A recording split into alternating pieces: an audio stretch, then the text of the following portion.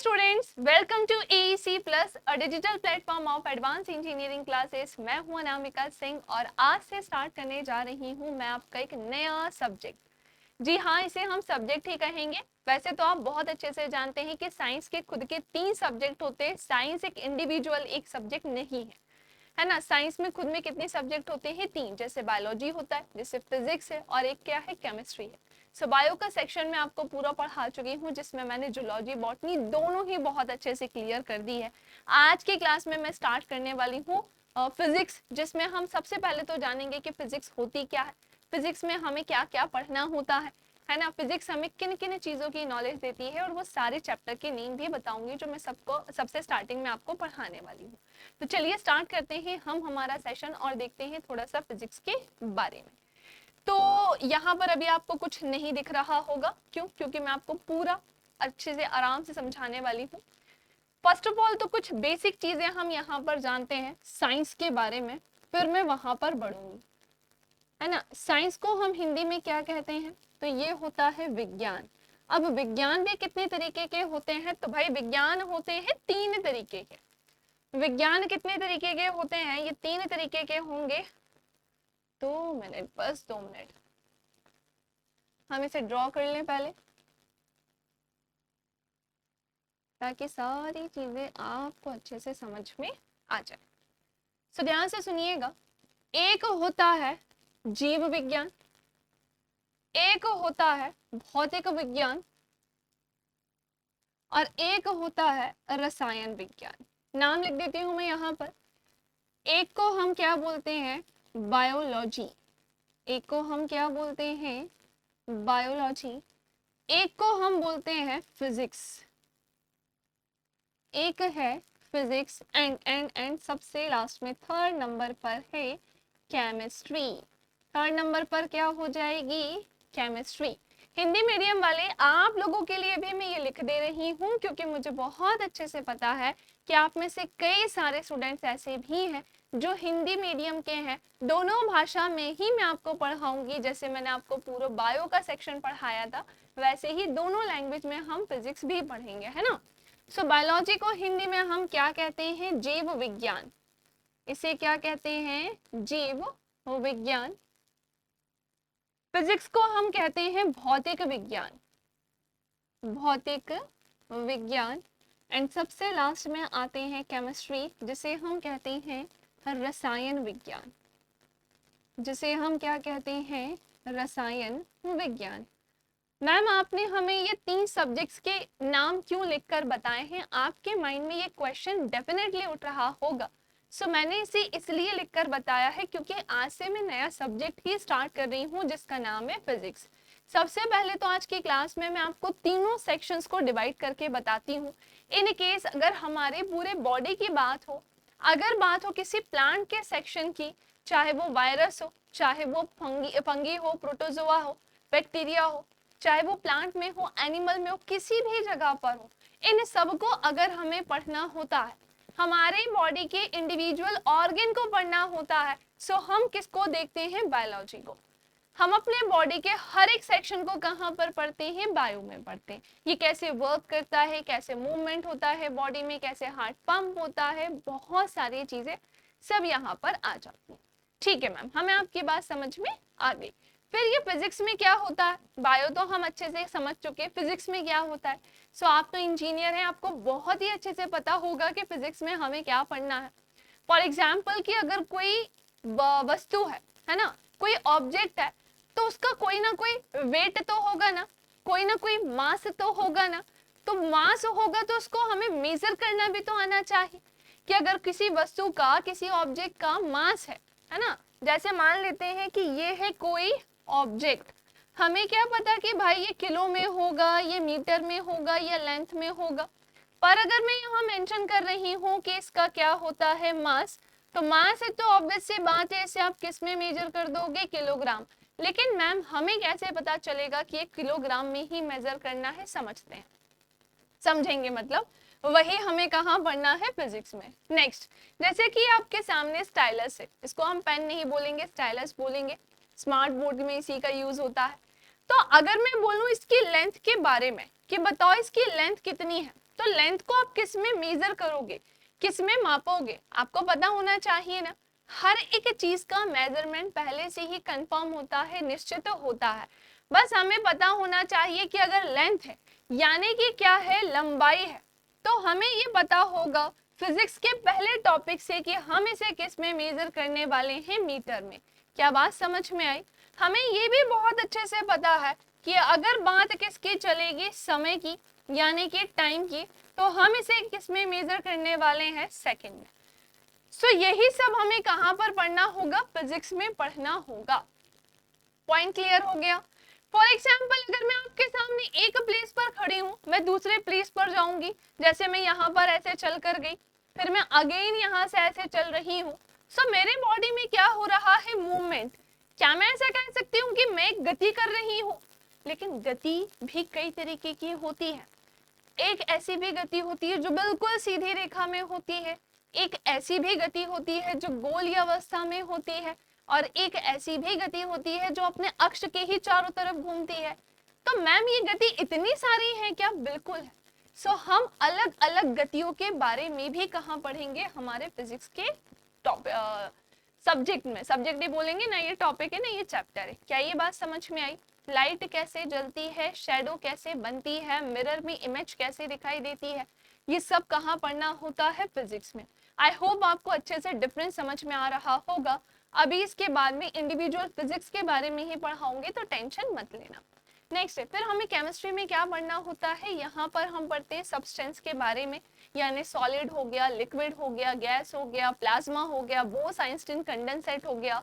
आप में से वे स्टूडेंट्स जिन्हें प्लाज्मा सोच के सुन के कंफ्यूजन हो गई होगी कि अरे भाई प्लाज्मा तो मैम पहले ही बायो में पढ़ा चुकी हैं। हाँ, मैंने पढ़ाया है, नो डाउट, बट इसका प्लाज्मा अलग होता है, ये प्लाज्मा अलग होता है, केमिस्ट्री का प्लाज्मा अलग है, हमारे बॉडी में जो ब्लड में प्लाज्मा होता है वो अलग होता है, दोनों को मिक्स मत कर देना भाई।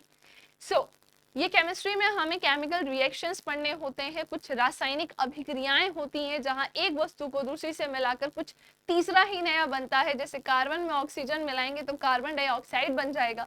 ऐसी बहुत सी चीजें हैं जो हमें कहाँ पढ़नी होगी, रसायन विज्ञान में। चाहे वो धातु हो चाहे वो अधातु हो, ये सब किसके पार्ट होते हैं, रसायन विज्ञान में।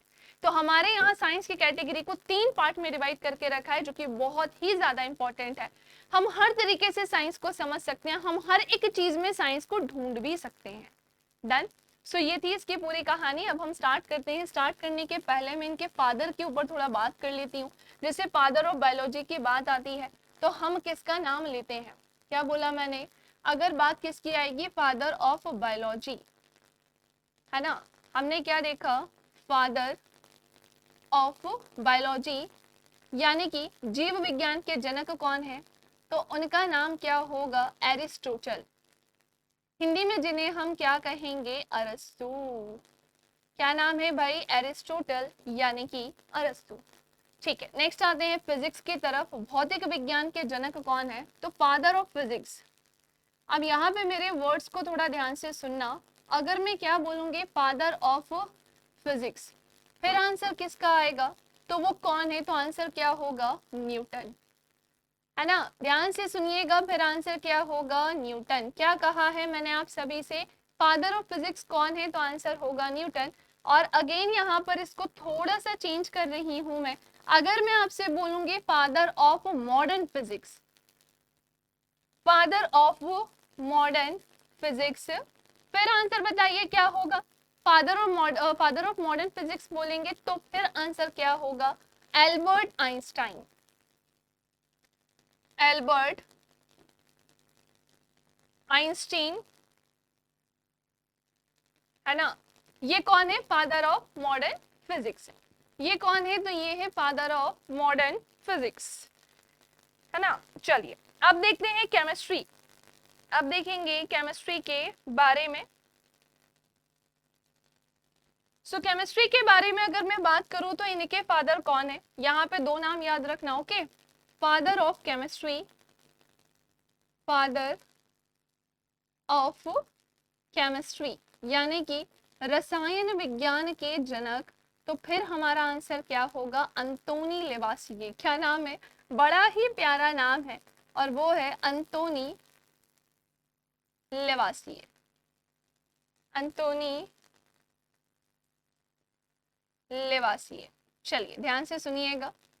अब मैं आपको पूरी कहानी बता देती हूँ कि अगर कभी बायोलॉजी के बारे में बात हो कि फादर ऑफ बायोलॉजी यानी बायो के बारे में एक्चुअली में किसने बताया, जीव विज्ञान की जानकारी किन्होंने दी, तो फिर हमारा आंसर क्या होगा, एरिस्टोटल।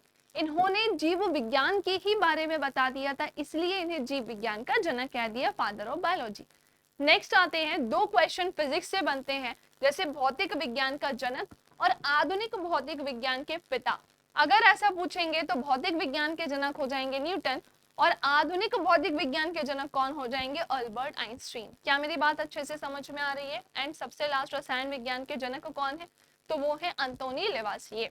सो मैंने कुछ आपको इंपॉर्टेंट चीजें यहाँ पर बताई हैं जो हमें पढ़ने के पहले, किसी भी सब्जेक्ट को पढ़ने के पहले पता होना चाहिए। आगे बढ़ते हैं, अब हम इसी में कुछ और चीजें भी जानते हैं फिजिक्स के बारे में।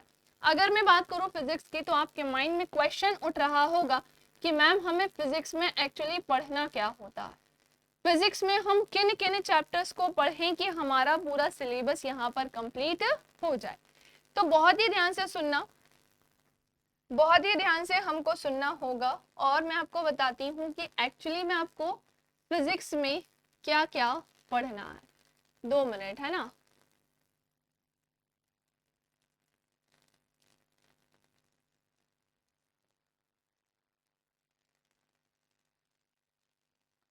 चलो देखते हैं। सबसे पहले तो मैं यहाँ पर लिख रही हूँ फिजिक्स के बारे में, हिंदी में जिसे हम क्या कहते हैं, तो हिंदी में ये कहलाता है भौतिक विज्ञान। आई थिंक ये कलर नहीं दिखेगा, 2 मिनट रुक जाओ, है ना। कलर चेंज कर लेते हैं। अगर मैं इस पे ब्लैक से लिखूं तो दिखेगा क्या? तब भी नहीं दिख रहा है, तब इससे पहले वाला ज्यादा बेटर था। चलो भाई उसी से लिख दो, सबसे बेटर। तो हम पढ़ने जा रहे हैं फिजिक्स के बारे में एंड सबसे पहले मैं आज की क्लास में आपको इनके सारे टॉपिक्स बताने वाली हूँ कि फिजिक्स में एक्चुअली हमें कौन कौन से टॉपिक्स पढ़ने हैं। सबसे पहले तो मैं आपको यूनिट का टॉपिक पढ़ाऊंगी जिसे हम क्या कहते हैं, मात्रक। मैम ये मात्रक क्या होता है, पहले तो हमें ये बता दीजिए, हमें नहीं पता है किसी चीज का मात्रक क्या होगा। मैंने अभी आपको बताया था कि हर चीज को मेजर किया जाता है, मापा जाता है, लेकिन हम हमारे अकॉर्डिंग चीजें नहीं करते हैं। फिजिक्स में ऑलरेडी इसे कई सारे पार्ट्स में क्लासिफाई किया गया है, चाहे वो साउंड हो, चाहे वो इलेक्ट्रिक करंट हो, चाहे वो इलेक्ट्रिसिटी हो, चाहे वो मास हो, चाहे वो समय हो, हर एक चीज को क्लासिफाई किया गया है जहां पर हमें सबकी यूनिट्स पता होनी चाहिए। सो हम हमारे चैप्टर नंबर 1 में यानी यूनिट के टॉपिक में सबकी यूनिट्स के बारे में ही जानेंगे और हमें बहुत अच्छे से वहां सारी चीजें पता चल जाएंगी। अब फॉर एग्जाम्पल मैंने आपसे बोला है कि हर चीज की यूनिट होती है, तो जबरदस्ती यूनिट भी नहीं ढूंढना है। अब मैं आपसे ये कहना चाह रही हूँ कि आप ये मत समझना कि जबरदस्ती किसी चीज की यूनिट ढूंढना है। जैसे कोई एक लड़का है ना, और वो लड़का क्या कर रहा है भाई, तो वो लड़का ना हंस रहा है। वो लड़का क्या कर रहा है, हंस रहा है। अब क्या मैं आपको ऐसा बोल सकती हूँ कि अगर ये लड़का हंस रहा है इसके बाल भी बना देते हैं, है ना, थोड़े से ही बाल हैं उसके सर पे। ये लड़का क्या कर रहा है, लाफ। अगर ये हंस रहा है तो क्या मैं इसको मेजर कर सकती हूँ, क्या मैं इसको माप सकती हूँ क्या इसकी हंसी को? बिल्कुल भी नहीं। मैंने आपसे बोला है कि हर एक चीज को मापा जाता है, इसका मतलब ये नहीं कि जबरदस्ती किसी भी चीज को हम मापने में लगे हुए हैं, ऐसा हमको बिल्कुल भी नहीं करना है। सो फिजिक्स में बेसिकली पहला चैप्टर हमें यही सिखाएगा कि किस चीज का मेजरमेंट करना है, किसका नहीं करना है। कुछ मास की अलग से यूनिट्स भी देखेंगे एंड वेरी इंपॉर्टेंट डायमेंशंस के बारे में भी मैं आपको यहाँ पर बताऊंगी। आपको डायमेंशंस बहुत अच्छे से निकालना आता ही होगा, मुझे बहुत अच्छे से पता है, बट मेरा ये सब्जेक्ट है तो मैं आपको ये चीजें बताऊंगी ही, क्योंकि आपको फिर से अगर जिसको थोड़ा बहुत भी डाउट हो तो वो यहाँ पर क्लियर हो जाएगा। सो ये होगा क्या हमारा पहला टॉपिक, पहला चैप्टर, जहां पर हम जानेंगे किसके बारे में कि मेजरमेंट किसका होता है, किसका नहीं होता है। तो हम अगर हंस रहे हैं तो हम उसको मेजर नहीं कर सकते, हम अगर रो रहे हैं तो उसको भी मेजर नहीं कर सकते, पर अगर ऐसा कोई ऑब्जेक्ट है और उसकी लंबाई है, चौड़ाई है, तो यस डेफिनेटली हम इसे मेजर कर सकते हैं। हम हमारे वेट को भी माप सकते हैं, उसको भी मेजर कर सकते हैं। यही सब पढ़ना होगा हमें हमारे पहले चैप्टर में। नेक्स्ट आते हैं अगले चैप्टर की तरफ, जिसका नाम क्या है, तो जिसका नाम है मोशन। हिंदी में जिसे हम क्या कहते हैं, गति। मैम ये गति क्या होती है? तो मैंने अभी आपको बताया ना कि गतियां क्या होती हैं। जैसे मैं एक प्लेस पर यहाँ पे खड़ी हूँ और ये मैं यहाँ से कहाँ पर चली हूँ, दूसरे प्लेस पर चली हूँ, तो मैंने क्या कर दी भाई, गति कर दी। और जब मैंने गति करी है तो मैंने ये भी तो देखा कि मैं एक सीधी रेखा में गई हूँ। तो कुछ गतियां ऐसी भी होती हैं जो सीधी रेखा में नहीं जाती हैं, है ना। जैसे मान लेते हैं कि एक चीकू नाम का लड़का है। मैम ये चीकू कहाँ से आ गया? तो जब भी हम पूरी फिजिक्स अब पढ़ेंगे ना तो उसमें हमें किसका सपोर्ट लगने वाला है? चीकू भाई साहब का ही सपोर्ट लगेगा। इसी के सपोर्ट से आपको पूरी फिजिक्स अच्छे से समझ में आ जाएगी। तो हमने क्या देखा कि ये चीकू नाम का लड़का था, ये एक प्लेस से दूसरे पर गया, फिर तीसरे पे गया, फिर चौथे पर, और अगेन ये कहाँ पर आ गया? उसी प्लेस पर। तो इसने भी क्या करी? गति करी। पर मैम ये कौन सी गति हो गई? तो ये होती है वृत्तीय गति, सर्कुलर मोशन। ये सर्कुलर मोशन क्या होता है? तो वही तो हमें कहाँ पर पढ़ना होगा? हमारे मोशन के टॉपिक में, गति के चैप्टर में। पहला पॉइंट समझ में आ गया। कुछ ऐसी भी गतियां होती हैं जहां पर हमें पता चलेगा कि वो घूम तो रही है। जैसे अगर मैं अपने अर्थ की बात करूं, है ना, पृथ्वी जो घूमती है, अर्थ की अगर मैं बात करूं, पृथ्वी जो घूमती है वो किस पर घूमती है? अपने एक्सिस पर घूमती है। तो हम हमारे चैप्टर नंबर 2 में यही देखेंगे कि भाई ये घूमने के बाद भी वृत्तीय में क्यों नहीं गई है, ये गोल घूमने के बाद भी वृत्तीय में क्यों नहीं गई है, क्या कारण है इसका? कि मैं अभी जैसे बोल रही हूँ कि पृथ्वी घूमती तो है लेकिन वो अपने अक्ष के चारों ओर घूमती है, घूमने के कारण ये वृत्तीय नहीं होगी। अक्ष में घूमने के कारण ये किस में चली जाएगी? घूर्णन गति यानी रोटेशनल मोशन। अगर किसी को ये पॉइंट पता होगा पहले से तो वो बहुत अच्छे से मेरी बात से रिलेट कर पाए होंगे। जिनको नहीं पता होगा तो उनको थोड़ा सा कंफ्यूजन हो गया होगा, धीरे धीरे सब क्लियर होगा। यही तो हमें कहाँ जानना होगा? मोशन के टॉपिक में। Very very very important, Newton's law of motion, Newton के गति के नियम। सबसे इंपॉर्टेंट तो यही है। इस चैप्टर में आपको हर एक छोटी छोटी चीज पढ़ाने के बाद मैं आपको न्यूटन के गति के नियम पढ़ाऊंगी, जो कि कितने होते हैं? 3। हम जानेंगे न्यूटन ने गति के पहले नियम में हमें क्या बताया, हम जानेंगे न्यूटन के गति के दूसरे नियम में क्या है, हम जानेंगे न्यूटन के गति के तीसरे नियम में क्या है। हम सारे ही नियम को पढ़ेंगे। एक्सीलरेशन क्या होता है, डिस्टेंस क्या होती है, डिस्प्लेसमेंट क्या होता है, वेलोसिटी क्या होती है, हिंदी वालों दूरी क्या है, विस्थापन क्या है, त्वरण क्या है, वेग क्या है, सब हम जानेंगे कहाँ पर? मोशन के चैप्टर। चलिए, आई होप आपको बहुत अच्छे से सारी चीजें क्लियर हो रही हूँ। मैं मेरे लेवल पर बेस्ट देने की आपको कोशिश कर रही हूँ ताकि आपको सारी चीजें अच्छे से समझ में आ जाए। नेक्स्ट आते हैं चैप्टर नंबर 3 की तरफ। सो यूनिट हो जाएगा, मोशन हो जाएगा, एंड यहाँ पर हम क्या पढ़ेंगे? ग्रेविटेशन के बारे में, है ना। नेक्स्ट हमारा 3rd नंबर का जो चैप्टर होगा वो होगा ग्रेविटेशन, जिसे हम क्या कहते हैं? गुरुत्वाकर्षण कहते हैं। मैम ये ग्रेविटेशन यानी कि गुरुत्वाकर्षण क्या होता है? अब हमने कितनी सारी चीजें जान ली, हमने यूनिट्स के बारे में जाना, हमने मात्रक को देख लिया, फिर हमने कैसे देखा कि गतियां कौन कौन सी होती हैं, न्यूटन के गति के नियम, समीकरण, हमने सब जान लिया। फिर हमें पता चला कि गुरुत्वाकर्षण जैसा भी कुछ होता है, यस होता है। अगर न्यूटन के सर पर वो सेब ना गिरा होता तो शायद हमें ये चीज पता ही नहीं चल पाती कि किसी भी ऑब्जेक्ट को छोड़ने पर वो सीधे कहाँ गिरता है? पृथ्वी की ओर, अर्थ के सरफेस पर जाकर गिरेगा। पर क्यों? क्योंकि वहां पर क्या काम करता है? गुरुत्वाकर्षण। तो न्यूटन ने ही तो हमको बताया है कि अगर कोई एक ऑब्जेक्ट है, m1 मतलब किसी एक ऑब्जेक्ट का मास, और m2 मतलब किसी दूसरे ऑब्जेक्ट का मास, तो हमें ये पता चला कि एक ऑब्जेक्ट ही क्या करता है? दूसरे ऑब्जेक्ट को अपनी ओर अट्रैक्ट करता है, यानी कि आकर्षित करता है। बट दोनों में से एक का मास दूसरे के कंपैरिजन में थोड़ा सा ज्यादा होना चाहिए, इक्वल मास यहाँ पर बैलेंस नहीं होगा, उसमें ये चीज काम नहीं करेगी। क्लियर? तो मैंने आपको क्या बताया गुरुत्वाकर्षण के बारे में? मैंने क्या, न्यूटन जी ने बताया था कि अगर कोई ऑब्जेक्ट है और उसे हम छोड़ेंगे, वो पृथ्वी की तरफ ही क्यों गिर रहा है। आपने कभी भी ग्रेविटेशन पढ़ा होगा तो ग्रेविटेशन में आपको 2 चीजें और मिली होंगी, है ना। अगर कभी आपने ग्रेविटेशन पढ़ा होगा तो आपको 2 चीजें और मिली होंगी, और वो 2 चीजें क्या है तो मैं आपको बताती हूँ। है ना। ग्रेविटेशन में आपको दो चीजें और मिली होंगी, एक तो मिला होगा आपको कैपिटल जी और एक मिला होगा आपको स्मॉल जी। क्या बोला मैंने कि एक मिला होगा आपको कैपिटल जी एंड एक मिला होगा आपको स्मॉल जी। मैम ये कैपिटल जी और स्मॉल जी में क्या डिफरेंस होता है, अगर मैं अभी एक्सप्लेन करने जाऊंगी तो लगभग मुझे 1 घंटा चाहिए इसे पढ़ाने में, क्योंकि एक इंडिविजुअल लाइन से मैं एक्सप्लेन कर दूं पॉसिबल ही नहीं है। ये बहुत इंटरेस्टिंग टॉपिक है, बहुत अच्छा चैप्टर है एक्चुअली में। क्या होता है कि हम किसी भी सब्जेक्ट को इंटरेस्ट के साथ पढ़ेंगे ना तो वो हमें बहुत अच्छे समझ में आएगा।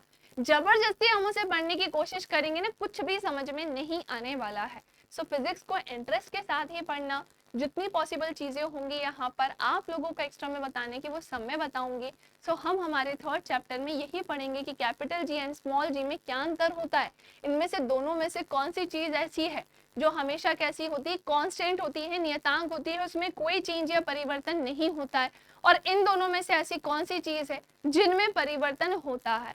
किसकी value 9.8 metre per second square होती है और किसकी value 6.67 multiply 10 to the power -11 newton metre square KG square होती है।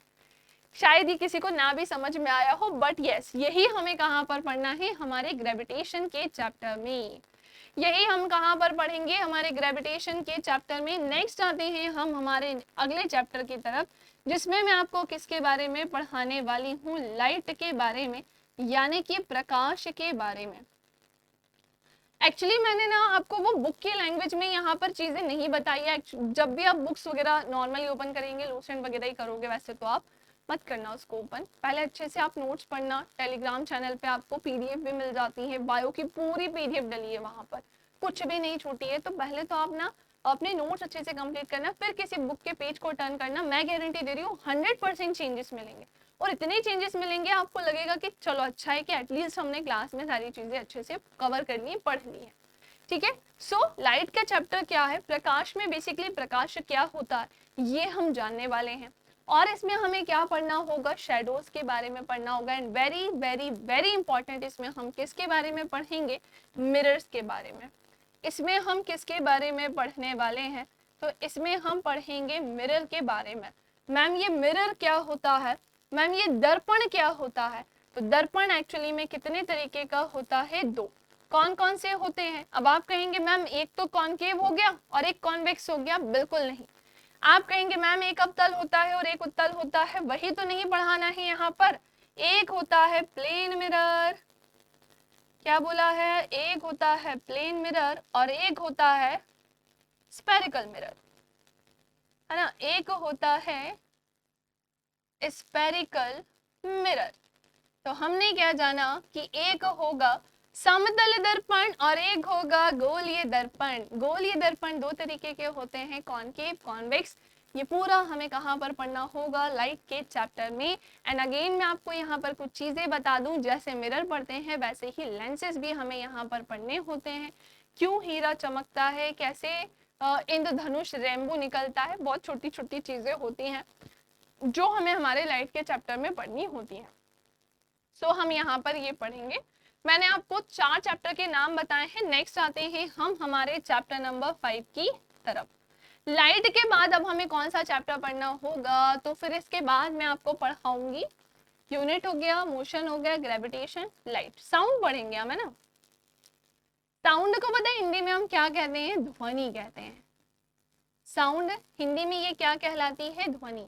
मैम ये ध्वनि क्या होती है, अब क्या होता है, पहले तो मैं यहाँ पे पॉइंट्स लिख देती हूँ, है ना। ये मैंने फर्स्ट चैप्टर के बारे में बताया है, यहाँ पर मैंने आपको सेकंड चैप्टर के बारे में बताया है, ये मैंने थर्ड चैप्टर के बारे में बताया है, ये फोर्थ चैप्टर के बारे में थोड़ा सा बताया है, ये फिफ्थ चैप्टर के बारे में बताया है। जगह थोड़ी सी यहाँ पर है, सिक्स चैप्टर के बारे में मैं बताती हूँ। क्या होता है कि जब भी कहीं, जैसे कि एक बेल है, ये क्या है, एक घंटी है ना, और कोई व्यक्ति कहाँ पर खड़ा है, बिल्कुल दूर खड़ा है ना। मैंने क्या कहा था पूरे फिजिक्स में कि लड़का मिलेगा और इस लड़के का नाम क्या है, चीकू। हम इसका नाम रख देते हैं चीकू, और चीकू की मदद से हम पूरे फिजिक्स को पढ़ डालेंगे। तो मैंने क्या बताया आपको कि एक लड़का था, ये दूर खड़ा था, अब ये बेल को किसी ने बजाया, ठीक है। जब इसको बजाया तो कैसे वो जो साउंड था, कैसे वो जो आवाज थी वो किसके कानों में पहुंच गई, इस चीकू के कानों में। कान थोड़े बड़े बना रही हूँ ना जानबूझ के, ताकि समझ में आ जाए आपको। एक्चुअल में इतने बड़े किसी के कान नहीं होते, मुंह के बराबर, मुंह से थोड़ा ही छोटा लग रहा है वैसे वो। होता क्या है कि एयर्स में होते हैं कुछ पार्टिकल्स। क्या बोला मैंने कि एयर्स में होते हैं कुछ कण, बट ये बहुत पास पास नहीं होते हैं, ये दूर दूर होते हैं। हमें ये चीज पता होगी, और हम कहाँ पढ़ेंगे, केमिस्ट्री में ये चीज पढ़ेंगे कि कहाँ पर मॉलिक्यूल पास होते हैं और कहाँ पर मॉलिक्यूल दूर दूर होते हैं, या एटम दूर दूर होते हैं। बट यस, यहाँ पर तो एटम कैसे हैं, बिल्कुल चिपके हुए नहीं है, बहुत दूर दूर भी नहीं है, इक्वल है, बैलेंस्ड है। तो हमने क्या देखा कि हो क्या रहा है, जैसे ही बेल को किसी ने बजाया तो हुआ क्या, सेकंड्स, मतलब बहुत ही कम समय में ये चीज होती है। तो होता क्या है कि ये बेल इस कड़ से टकराई, फिर ये इससे, फिर ये इससे, फिर ये आपस में एक दूसरे से टकराते टकराते कहाँ पहुंच जाएंगे, चीकू के कान तक पहुंच जाएंगे। तो उस बेल को जिसने बजाया था वो उस व्यक्ति के कानों में उसकी आवाज चली जाएगी। जैसे जैसे डिस्टेंस बढ़ती जाती है साउंड भी कैसा होता जाता है, कम। जैसे आप क्लास में बैठते हैं तो कुछ स्टूडेंट्स जो बिल्कुल आगे बैठते होंगे, ऑफलाइन की बता रही हूँ, ऑनलाइन में तो नहीं, कुछ स्टूडेंट्स जैसे आगे बैठते होंगे तो उनको साउंड कैसा आता होगा, हमारे पढ़ाने का बहुत ज्यादा तेज तो आता होगा। जैसे जैसे जो डिस्टेंस है वो बढ़ती जाती होगी, तो जो पीछे स्टूडेंट बैठता होगा, तभी हमें माइक यूज करना पड़ता है अगर बहुत सारे बच्चे हैं तो, जैसे आपके ऑफलाइन बैच में ऐसा होता है।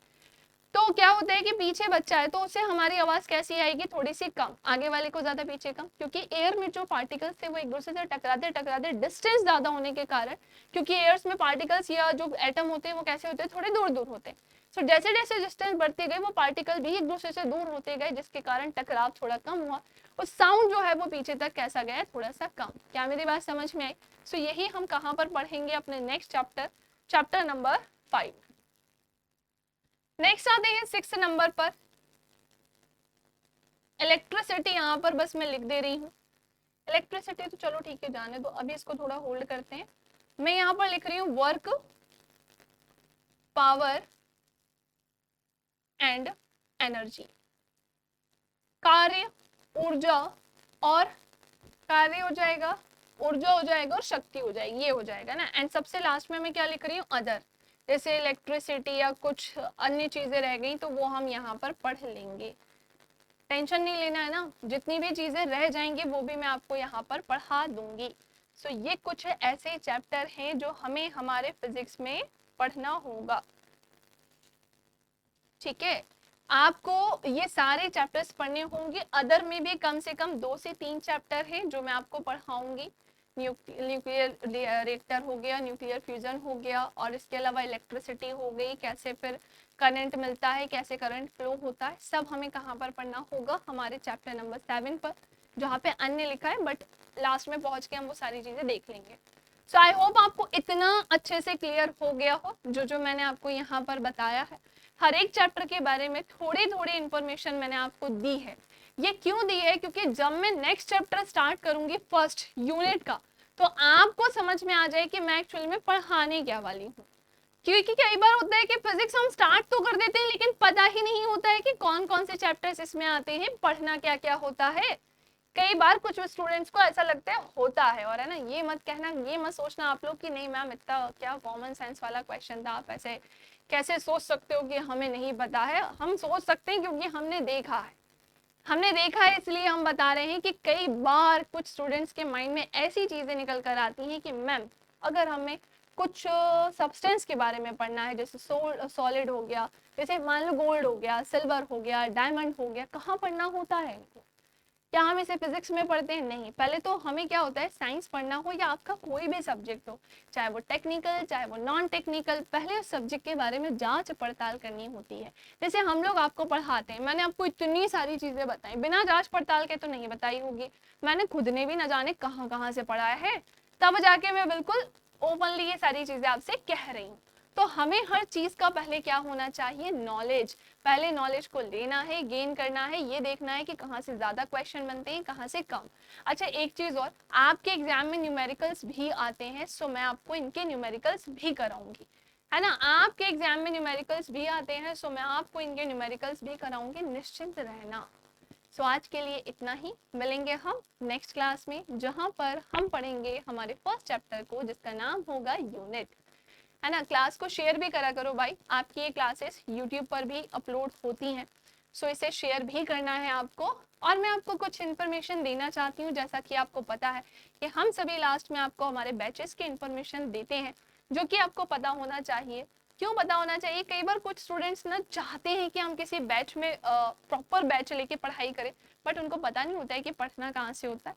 तो उनके लिए मैं आपको सबसे पहले बता देती हूँ कि हमने एक सार्थक बैच आपका अभी चल रहा है, जो कि एसएससी जेई के लिए है स्पेशली, जिसमें आपको टेस्ट सीरीज भी मिलेंगी। सो आप हमारे सार्थक बैच को ज्वाइन कर सकते हैं यदि आप एसएससी जेई 2023 के हैं, मतलब तैयारी कर रहे हैं तो।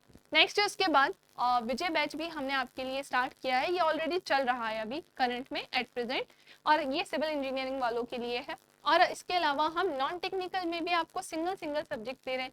जैसे मान लो कि आपको पूरा नॉन टेक्निकल नहीं पढ़ना है, आपका केवल कुछ ही सेक्शन जो है वो वीक है, जैसे आपका साइंस वीक हो गया, या इंग्लिश वीक हो गई, या फिर हिंदी वीक हो गई, या फिर मैथ्स वीक हो गया, रीजनिंग हो गया, हिस्ट्री हो गया, ज्योग्राफी, पॉलिटी, सबके इंडिविजुअल हम आपके लिए क्या लेकर आए हैं, सब्जेक्ट्स लेकर आए हैं बहुत ही नॉमिनल फी में, जो कि आप परचेस कर सकते हैं। आपको सारी ही क्लासेस यहाँ पर मिलेंगी। अब हम जितना भी पढ़ते हैं उसका टेस्ट भी तो देना होता है, तो जितना भी हमने पढ़ा है उसका टेस्ट हमें कहाँ पर देना होगा, तो उसके लिए हम टेस्ट सीरीज भी लेकर आए, है ना। हम आपके लिए टेस्ट सीरीज भी लेकर आए, आप आराम से टेस्ट सीरीज में भी टेस्ट दे सकते हैं, आप अपने आप को चेक कर सकते हैं कि आपका स्कोर कितना हो रहा है। सबसे लास्ट में मैं आपको बताना चाहती हूँ कि जितना भी मैंने आपको अभी पढ़ाया है, इनकी आपको पीडीएफ कहाँ मिलने वाली है, तो वो आपको AC plus app and bite discussion channel पर मिल जाएगी। आप यहाँ पर जाइए, हम सभी की पीडीएफ्स मिलेगी। इसके पहले वाली जितनी क्लासेस हुई हैं उनकी भी, यानी पूरे बायोलॉजी की, जूलॉजी, बॉटनी, सब की, है ना। और इसके अलावा नॉन टेक्निकल, टेक्निकल के अदर सब्जेक्ट की भी आपको वहाँ पीडीएफ मिलेगी, सो वहाँ पर भी ज्वाइन हो जाइए। सेशन कैसा लगा है कमेंट सेक्शन में बताना है, और प्लीज प्रॉपर नोट्स बनाना, जो मैंने आपको आज समझाया उसका भी प्रॉपर नोट्स बनाना, और फिर हम नेक्स्ट से स्टार्ट करते हैं। सो थैंक यू क्लास, जय हिंद, जय भारत।